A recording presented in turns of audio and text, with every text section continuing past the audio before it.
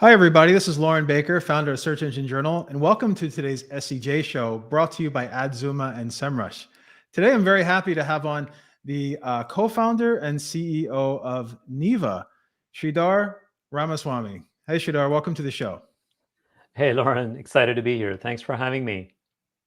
Yeah, I'm really excited as well. So just to let everyone know, and before folks can jump on, could you give us a quick overview of Neeva, what it is, and what led to the launch of an alternative search engine that's ad-free? Yeah, that's right. That's right. So Neeva is the world's first ads-free private premium search engine, and I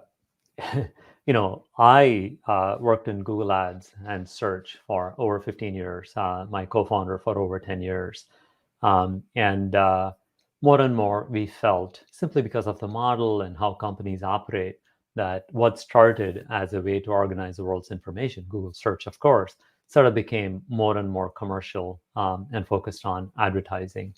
And so we wanted to create a product that was just simply about users and giving them access to high quality information. To a certain extent, this is like a throwback to how things were 20 years ago, and a Right. superior product took over the world by storm. So that's sort of what Neeva is: completely ads free, no affiliate links, small subscription fee. We think this will just let us recreate a much better product for what is essentially like a toothbrush kind of function. We just use search without thinking about it. Open up a phone, talk to a phone, open up a new tab, start typing. There is so much value that is transacted, so to say, via search, that we thought there would be a market for a product that was just all about the customer. I was watching an interview that you had done earlier in the year, I believe, and one thing that you brought up that really struck me was that there was I guess the investment at search early on at Google, and then the search being free, right? Yep. And if anything is free, you may not be paying for it from the money from your wallet, but you're paying for it in other ways.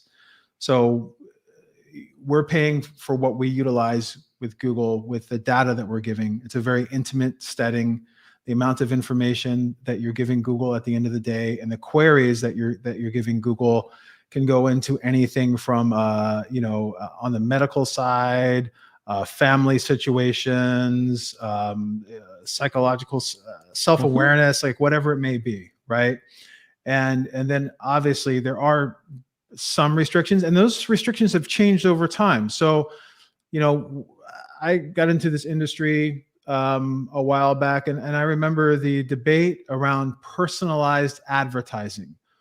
What are the ethics concerns behind showing an ad to someone after they've done a query, even if that query is the lowest price on a flight to London or something like that? Should you take that data and then serve the ad afterwards? I believe it was maybe the Intel Pentium 3 processor that was going to serve personalized information, and that was halted before it went out because of that information being served to advertisers. Now, fast forward 20 years later, it seems that any site I go to, almost any query I insert into, whether it's Google or another engine or behavior, I'm getting ads served to me wherever I go afterwards. What's the difference in terms of not just serving the consumer or serving the user at the end of the day, but just from an ethics perspective? What would you say is the difference between what you're doing at Neeva and then what's being done, and the challenges that you had at Google? Yeah. First of all, the genius in Google's business model was that we showed ads that were relevant to the query that you just typed.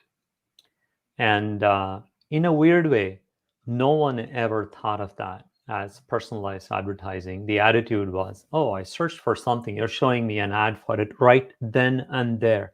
In that context where the query is visible to me, people said that is fine. That's perfectly fine. And that is the reason that, combined with conversion tracking, where advertisers could actually know which keyword converted well. That was the magic of search advertising. By the way, in 2003, no one, not even like the craziest person on the planet, thought that search advertising was going to be $100 billion and growing product. No one just Right. imagined that. But the genius is really twofold: the incredible relevance and the conversion tracking, which sort of set up this efficiency loop.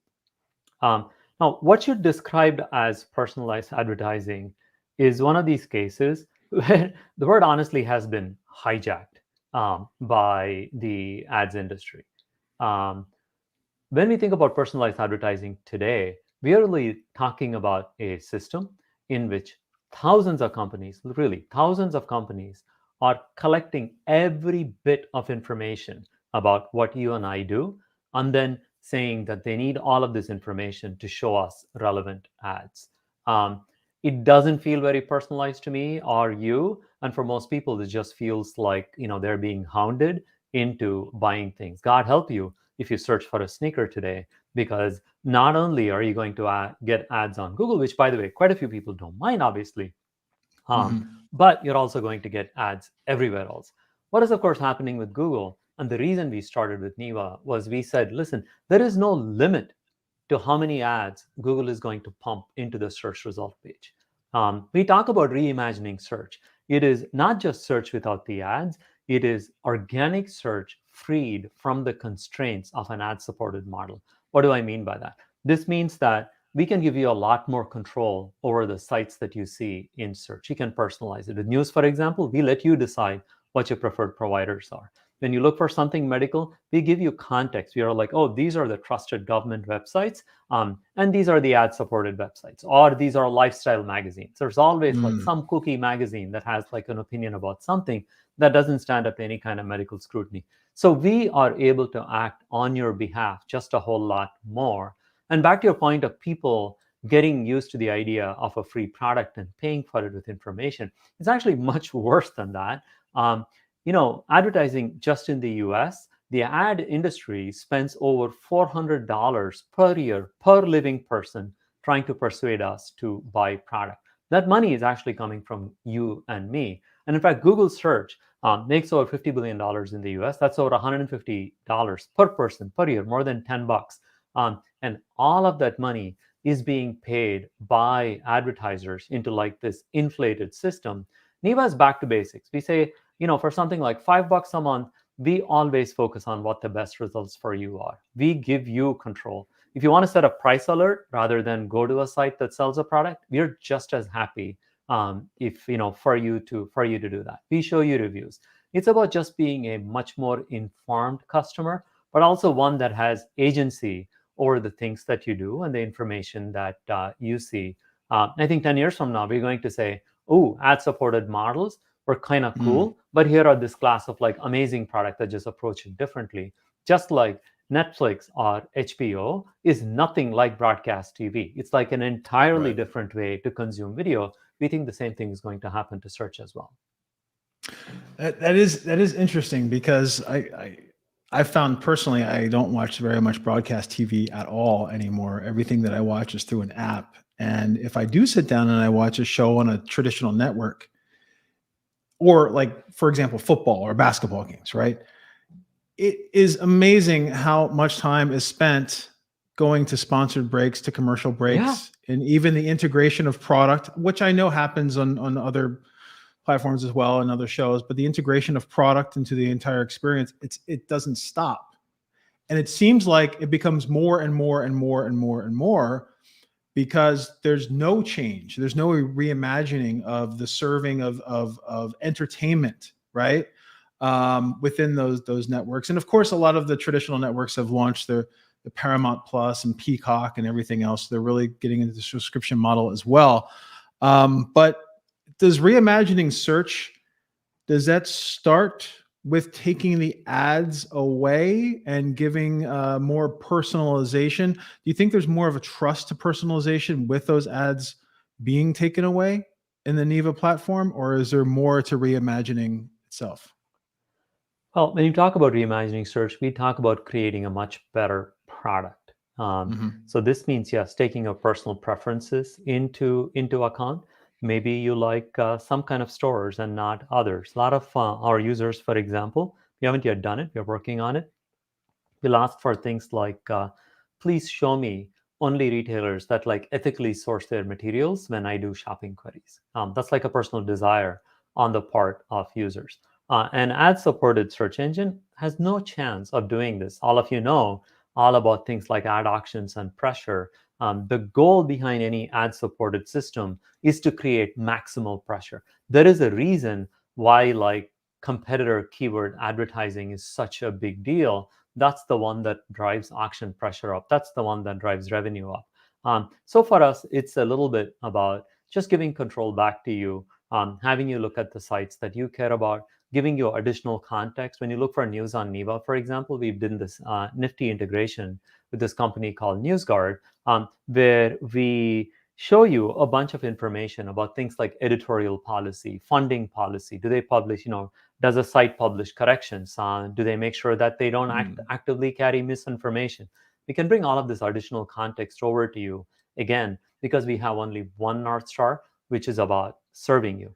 And yes, it gives us a lot more leeway, and it also gives us a lot more credibility when we come to you, our customer, and say things like your personal data is safe, because our business model is all about serving you. It's not about packaging up your data. It's not about serving you ads. It's not about that kind of collection. It's about really creating a better product for you. So reimagining is a lot more than not having ads. It really is around things like how can we make the search more useful? In some cases, we can make the search more visual. If you look for a product again on Neeva, that page is full of pictures because pictures are helpful to comprehension. Pictures are terrible at making money, but they're helpful to comprehension. And so we show you review sites. We show you information that helps you be a better consumer, a better customer than an ad-supported search engine, which is all about how do we get you, Loren, onto a site where you're likely to buy the product that you're looking for. Right. So customer first versus advertiser first, which seems like a great solution. In terms of Neeva and your user base, could you take the time to describe who you see being the average user right now? What does their overall persona look like? Are they more privacy focused, or is it more someone looking for just a better solution at the end of the day? What does the average Neeva user look like? Yeah. So, at one level, we want this product to be broadly applicable to people. We want to get lots of distribution. However, we've primarily been a comms-driven company. We haven't really spent much money on paid acquisition, which is a little ironic, but still. So the user base is early. It's super passionate. The things that stand out, very heavy information workers. So tech people, people from healthcare, people from legal, people from consulting industries. In terms of profession, those stand out for us. When it comes to when it comes to gender, we lean slightly more male, even though we would like it to be balanced. And early on, we did a great job of balancing gender, but we have been skewing a little bit more male, and then slightly older. Which is like 25 plus, not very old, but not 18 to 24 just yet. That's the aggregate information. In terms of who gives us feedback, who is super passionate about the product, we have a lot of parents on Neeva, and they often ask us about things like, hey, is there going to be a family plan? I'd love for my kids to have Neeva as well. I'd like them to grow up without ads in search. And then the final surprising segment for us is we have a fair number of seniors on Neeva. And for them, what we provide is actually this sense of security, which is we stop trackers. So they're not like every time they search, they're not seeing ads on social media. Also, they like the fact that there are no like gimmies when it comes to search. Right. You folks know this. If you misspell a word, you will often get like an ad for the spell correction. All of that stuff is gone. And so there is a certain amount of what you see is what you get from the product. And there are people that basically go like, hey, it is well worth it for me to pay money to get an experience like this. We chatted about this earlier, Loren. I am actually a YouTube Red subscriber, have been from very early on. Why? It's just a better experience. I have it, my kids have it. We watch like 20 minutes of YouTube, every day, and it's just a much better experience, especially on the phone. So it's been a little bit of a diverse audience, but I would say the average person is a tech savvy, privacy conscious, not super young, and somewhat well-off user. But part of our job is to keep, make this user base happy and expand out, out from there. And as I said, pretty much all of our user acquisition has either come from press or come from great podcasts like this one. So it's very much an organic base so far. It's really interesting. There's a couple of things that you said that I'd like to touch upon as well. Mm-hmm. One is building a family plan. So you're using a lot of terminology that is typically used with other subscription-based revenue models, right? Which makes perfect sense. Hey, do I want to get my family on Neeva? Do I want to have them give them the ability to construct their search experience to what they're looking for, right? So that makes complete sense. And another thing too is when my son's in elementary school, and in his elementary school, they are a Google Classroom customer. Yep. So everything that they do is in the Google Classroom form of Google Docs, basically, right? Yep. And I was talking to him one day, and he was doing some searches, and he was on his computer, and I said, "Which browser are you in right now?" He's like, "Chrome." "How are you logged in?" "Oh, I'm logged in under my school."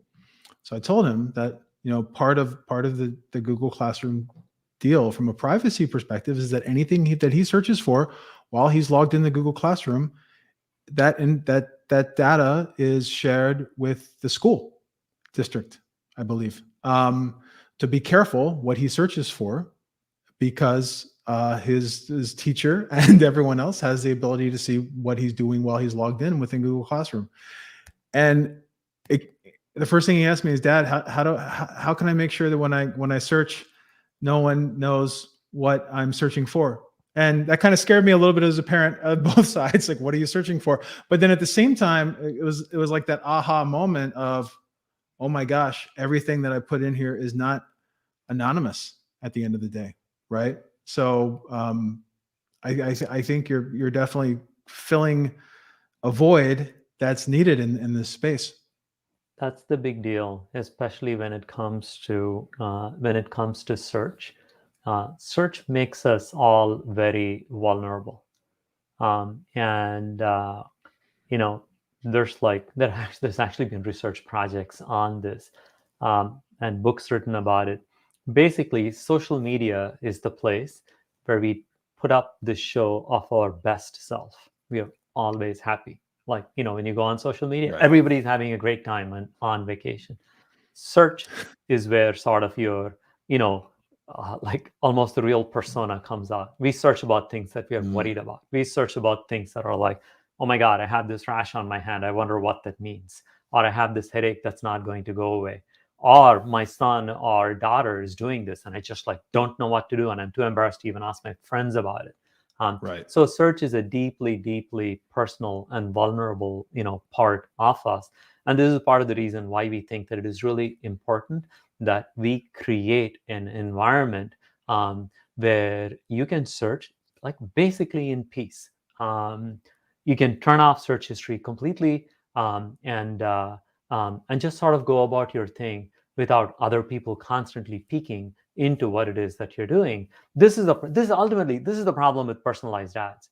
We took a word that at some level feels nice and essentially slapped on this crazy, creepy system of thousands of people keeping track of what we do and serving us ads. There's no limit to this thing. And yeah, taking things back to their roots of, hey, you should be able to do stuff without having to constantly worry about who's speaking over your shoulder. That was one of our aspirations. We want tech to serve people. We want tech to be worry-free. And the example that I've given quite often over the past few years is like, I aspire for Neeva to be like tap water.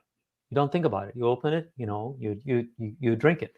I think tech should become more and more that way, where it is seen as a benefit and a help rather than this, slightly creepy thing that it's become. Mm-hmm. Speaking of going back to our roots, we were talking about this a little bit before the show.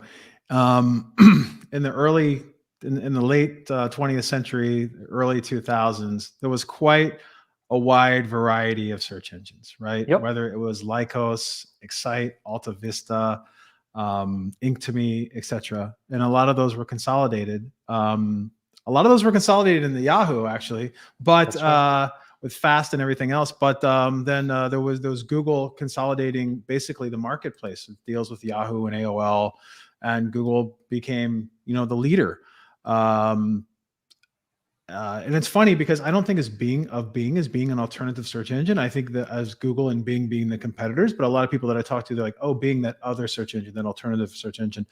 But in addition to the other competitors out there, in addition to Neeva, there's been a movement, right, in the past couple of years with DuckDuckGo, the Brave browser releasing their search engine. Yes. Why do you think this is happening? And happening now? Because there is a need. Because people understand that first of all, Google is is a de facto monopoly in the space, and is also very bound to how it does things. It is exceptionally profitable, but it's also pretty much stuck with how it's going to do things. So various people are looking at things like what's the business model? What are additional features that we can bring? Duck is, of course, a 12-year-old company, and it is ad supported, but it's put its focus on on basically being what they call tracking free, which is they don't keep track of what they do. Of what you do on them, and that is clearly seen as an advantage to having someone have like this record of every search that you do. We approach the problem a little bit differently. We think there is a superior product to be created here. Some of it is just our background. We are technologists. We think we can actually create a better search. That's what we are up to. But I think people are definitely smelling an opportunity here. And the fact that it is a $2 trillion market cap company, basically based on search, makes this a very large opportunity. I think that's the reason why you're seeing a lot of interest in this space.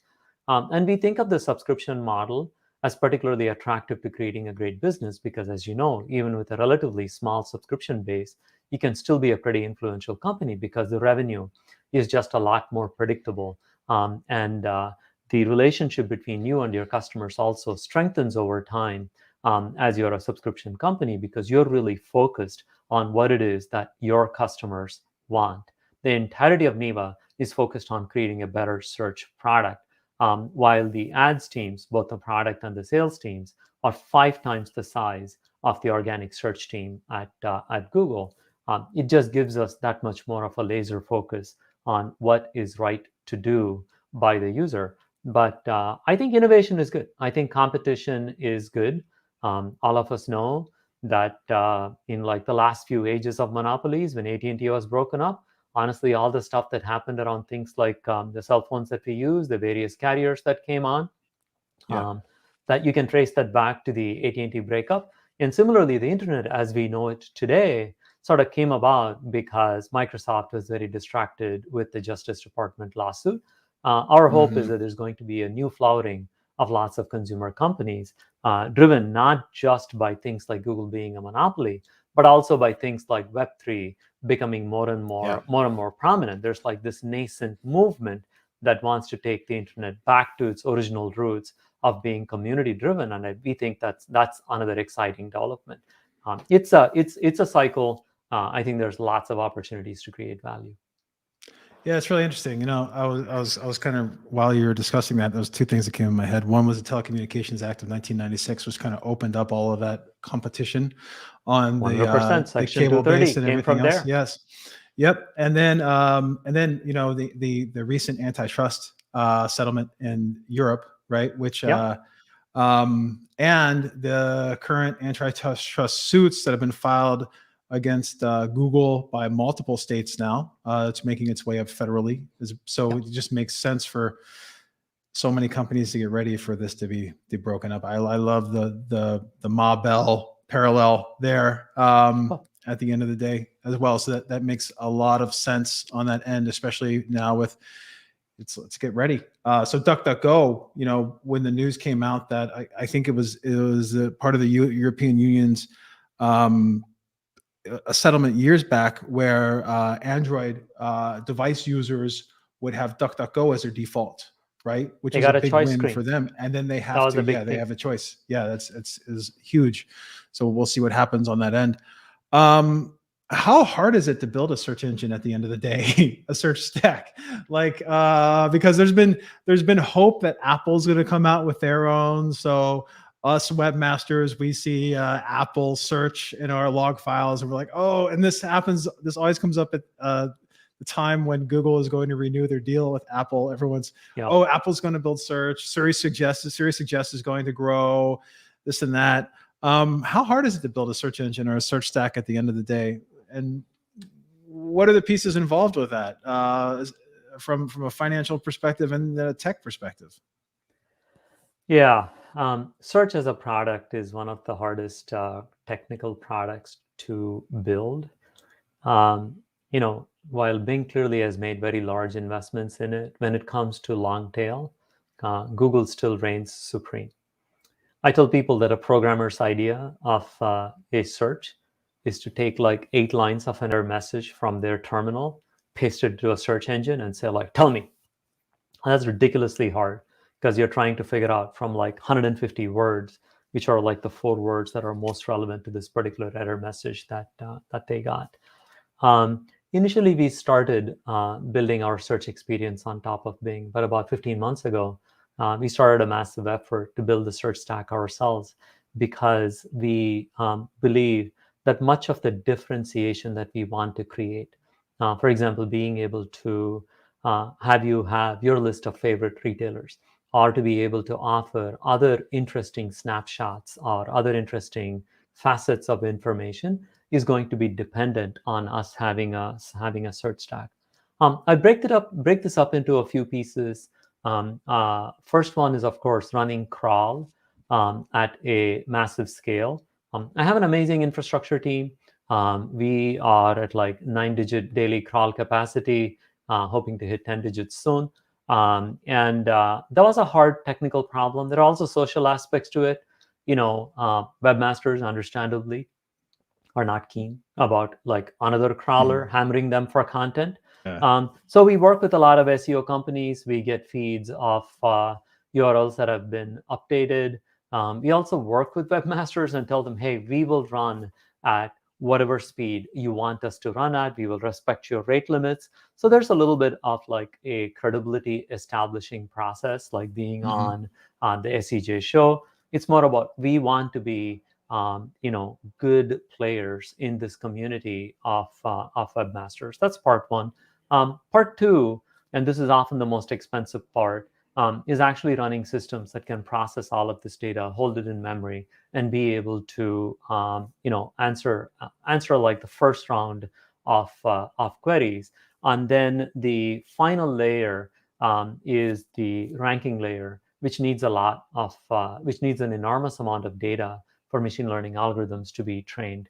One of the things that we do at Neeva is we're super technologically savvy because many of the people that built versions of Google Search now work for Neeva. And so we have done things like be reliant on using flash memory SSDs a lot more than a heavy QPS system like Google Search. Google has to run free search for the entire planet, not to mention all of the people that are essentially scraping Google and stuff like that.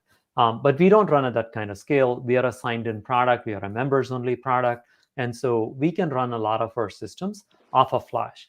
And the difference in cost between flash and memory, there's like a factor of 40 difference. So we try to be very thoughtful about how we use offline storage like S3 and also about how much flash we use. We do these things to keep our costs down. But getting machine learning data at scale continues to be a challenge for us. And that's like the final part that we are working on. And along the way to building our search stack, similar to what Apple has done, where you talked about Siri suggestions, we are better able to do things like Fast Tap, where we tell you the top 3 results for a query. It turns out that predicting the top result for a query is an easier problem than predicting the top 3, which is an easier problem than generating page after page of results. So we go about it in like this graduated manner, where we're able to serve more and more of the search ourselves. But I have to tell you, this is one of the most fiendishly difficult problems, technical problems to solve, even for a team that is steeped in search. Like Udi, who used to run search, is part of Neeva. Many of the early engineers that built search are part of Neeva. And even then we know we have like this mammoth effort to take, especially on a shoestring budget. We are a well-funded company. We have raised over $80 million. We are thoughtful about how we spend that money, but trying to fit all of these together makes my head go crazy quite often, where I'm like, oh, this is just so hard. But when you have a great launch, like when we launched FastTap, and we actually said, hey, search running at 200 milliseconds, you never have to see a page. That's when you go like, oh, this is so totally worth it. So there's a lot of like ups and downs when it comes to solving this problem. Very interesting. How many of the Neeva team comes from Google or were at Google previously? Oh, it's not that many. It's about 15 people out of 60. Okay. But it's really the key folks. We have a couple of folks from the quality side, a few really key infrastructure engineers that sort of are well versed in how the search stack was built, and of course Udi. And then Vivek and I worked more on the ad side, but I also ran teams like the payments, the shopping, the travel teams, which are a blend of organic as well as commercial content. So we are well versed in what Google search and Google is about. Got you. We had talked a little bit about YouTube Red previously, and another color on the spectrum, blue. So Twitter Blue officially launched their subscription service this month.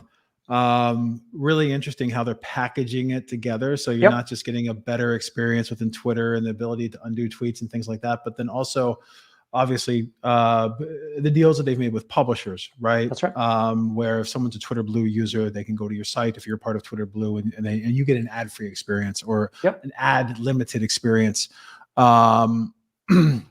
So that's kind of broadened the market. Where do you see all this going? Do you see like Blue kind of leading the way with a company like Twitter making that dramatic change? Do you think Google's ever going to expand beyond YouTube Red? And does this did Twitter Blue kind of validate your mission at Neeva to an extent when you saw that? I mean, we are big believers in subscription. I joke to people that Scott Galloway, one of Neeva's investors, was the one that pointed this out.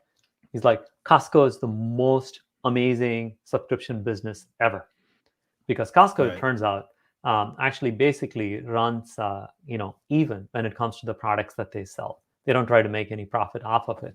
But what they do make money on is your annual subscription. And they have an amazing 91% renewal rate for their subscription. And it turns out, if you look at their market cap, they have a significantly higher, enterprise value to EBITDA ratio compared to a traditional retailer like a Target. So this idea has been explored before, the membership model, and that's sort of what we're doing. And yes, Twitter is an online service that's beginning to do this. By the way, Discord has a pretty nice subscription service. They have a lot of free users, but they also have subscribers. Where is this going? I do see bundles emerging, where it's a little bit of a one-stop shop for a lot of services. Of course, in bundles, everyone wants to be the one that is selling the bundle, and that's our aspiration as well. And so we do want to put in things like a password manager, like a VPN, maybe other things, to create one bundle that is low cost, but is still economical to offer. The magic of a bundle is that not every person is going to use every aspect of the bundle. But you get more usage for products that are part of the bundle than you would otherwise get trying to sell them separately. And so expect a lot more business innovation in this area as we come to realize that this world of online services can be packaged together in interesting ways to create great experiences. I actually think that the next 10 years is going to have a lot of both technical as well as business model innovation that happens.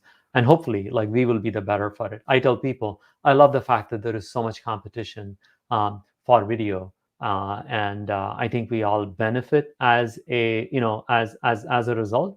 I'd like to see similar things happen for online services, where companies go back to this idea of creating value. And our principle, the way I think about Neeva, is that we should have strong, clear North Stars when it comes to how we want to structure our business.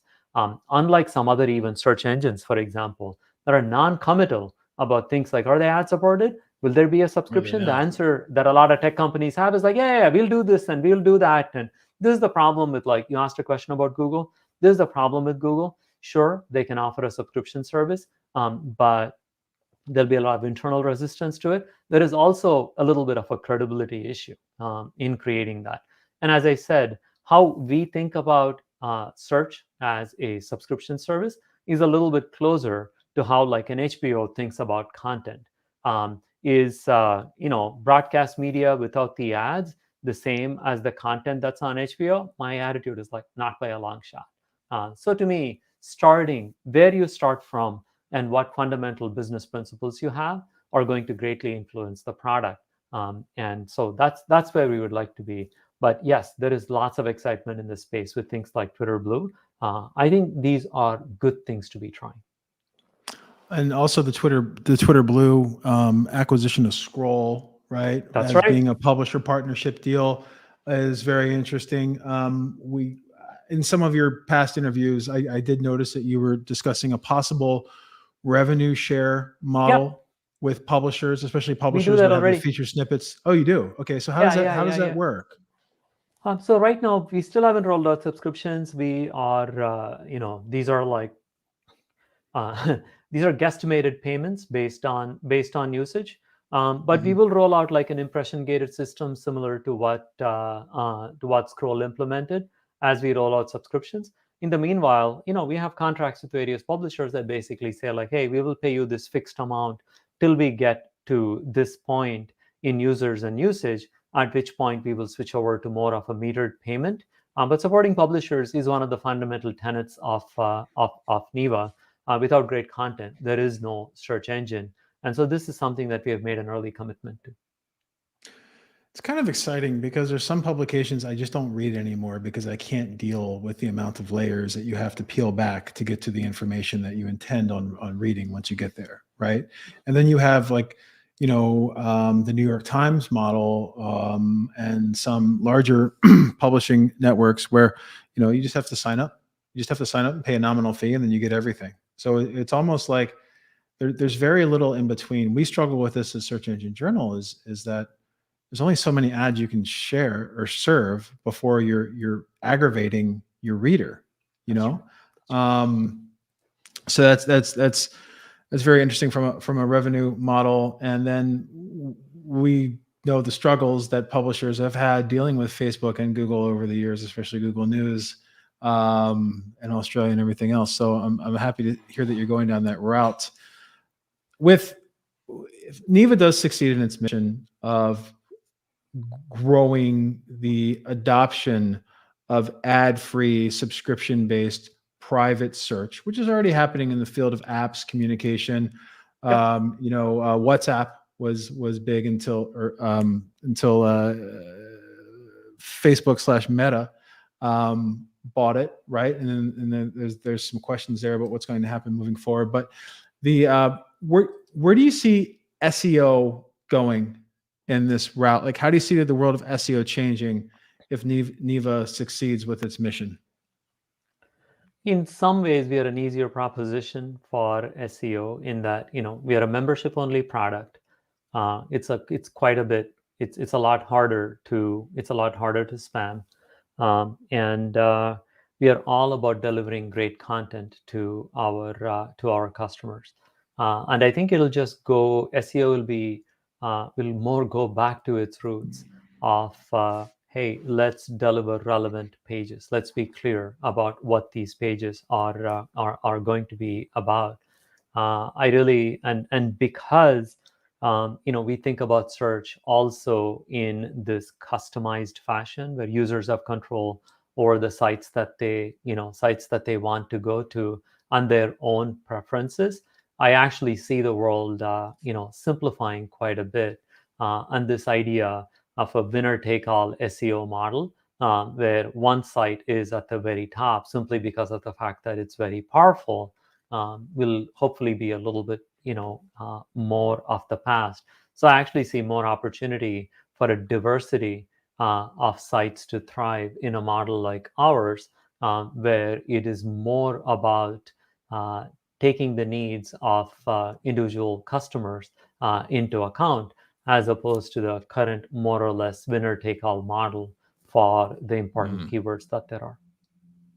I really like that approach. I really like that approach. So becoming just more personalized and getting a mix sounds like a plus to me on many levels as well.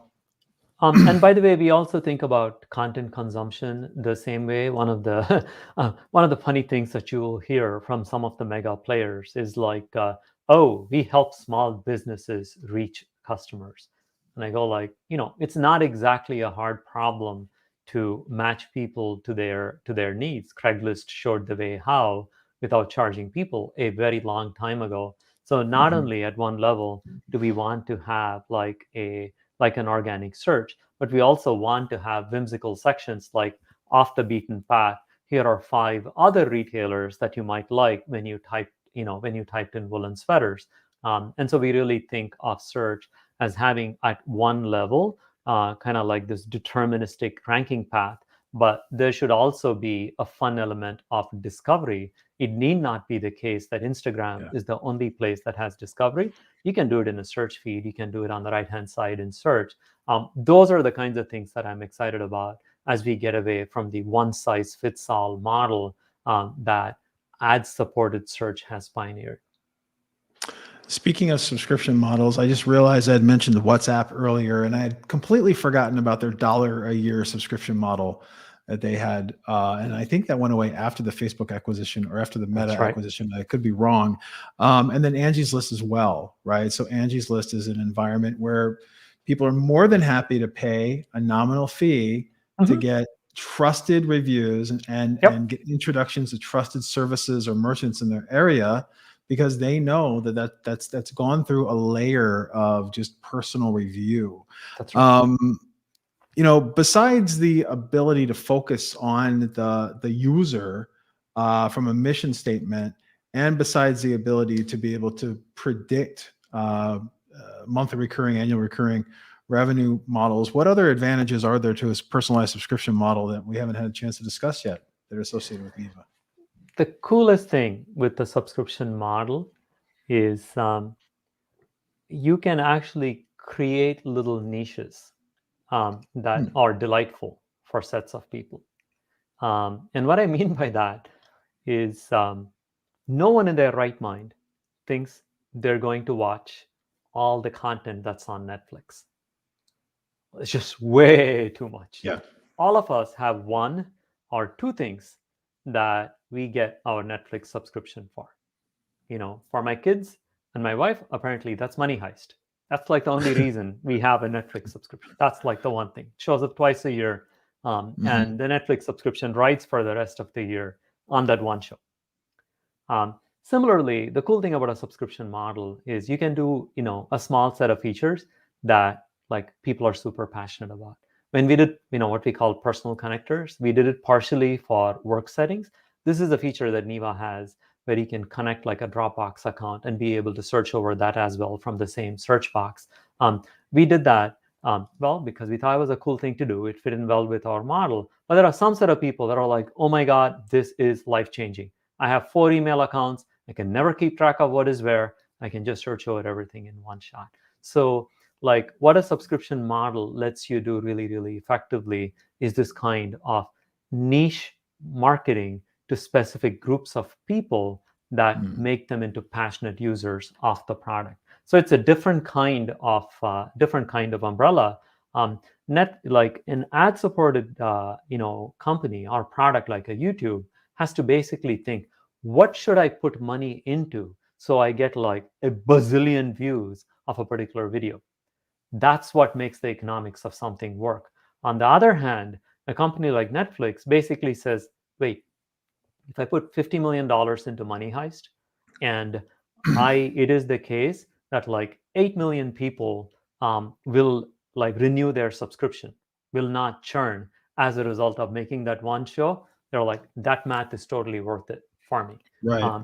And so you just changes how you think about subscriptions. It's similar to the bundling idea that I talked about, which is you can pack stuff into a subscription model whose individual components have far more value if you were to sell them in retail, but you can economically put them into a bundle. That's the part that's really exciting for us. It is exciting. I bring up the Costco example. I remember a news story about Costco's CEO saying that the hot dog will never cost more than $1.50, no matter Yep. what. Yep. Because that hot dog in that food court somehow keeps that 91% retention, happening, because there is an association with, hey, let's go and let's get this at a deal, and then now you have to be a member to be able to buy it at that price as well, right? So it's those small things deal. and those, yeah, that's really, really interesting. So I love it, and I think I kept HBO Max around for Dune, and then now I'm going to keep it around for something else as well, probably the new Bond movie. So that's right. Very interesting.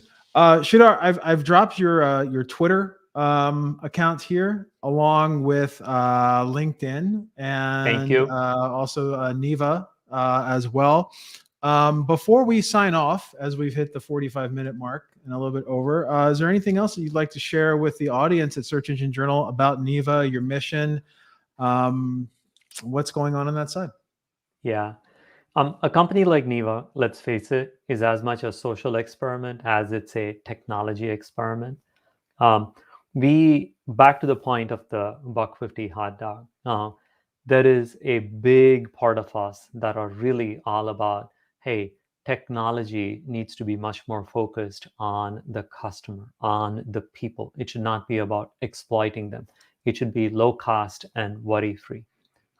Obviously, this is a big leap for people that are used to getting stuff for free.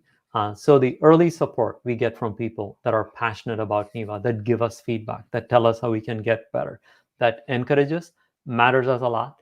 So give us a try. Neeva.com. We offer like a 3-month free trial, but you're trying the product, giving us feedback, using it, is going to make us succeed as a team and company. And so that support is gratefully appreciated. Excellent. Thank you so much. We've had a couple questions come in about how to optimize to rank to the top of Neeva.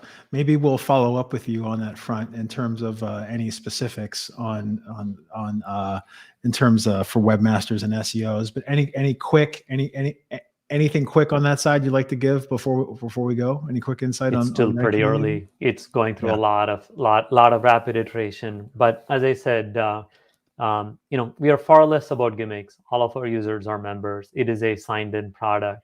In many ways, it's like it's a back to basics of how search should operate.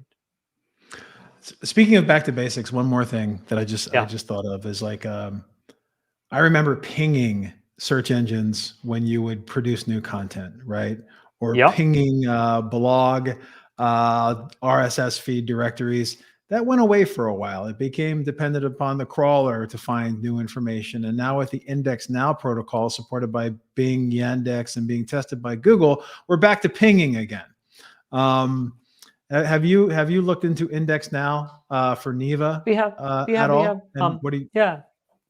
Oh, 100%. And we actually started working with some SEO companies basically to have them give us feeds of URLs for the same reason, which is like, hey, if something changed, please tell us. We want to have the latest content and we want to minimize load on you. I think this kind of collaboration would be a super cool thing. We've also had conversations, by the way, about should we like open source things like our crawl so that there is less load on websites, and so this information is more freely available. Obviously, there are competitive issues like with things like that, but we want to play nice. We sort of want to do this right. And so we definitely get feeds from several SEO providers, and we use them. We want to be efficient and thoughtful with what we do. Excellent. Well, thank you so much. Thank you for taking the time today. We'll probably be reaching out with some more Neeva-oriented content for the site itself, but really appreciate you taking the time to share a little bit about Neeva, your what makes you different than the other players on the market, the long term, the going after the long game as well, and just everything on the subscription model. I never thought I'd be on a podcast discussing the Costco hot dog. With anyone. But it's a very apparently it's a passion point for the Costco execs and the CEO and everything else, and it works, right? So thanks again. I hope you have a very nice weekend and a very nice Thanksgiving week next week as well. Thank you, Loren. Pleasure to be here. Same to you. Have a wonderful Thanksgiving week. Okay, cheers. And thank you to all of our viewers and listeners. And thank you for the teams at AdZuma and SEMrush for making today's episode possible. Sridhar from Neeva, it's been a pleasure. And thanks to everybody who's listened and watched the show today. Cheers. Thank you for joining us this week on the Search Engine Journal Show. If you liked this episode, subscribe to our channel for so much more and click the notification bell so you don't miss a thing.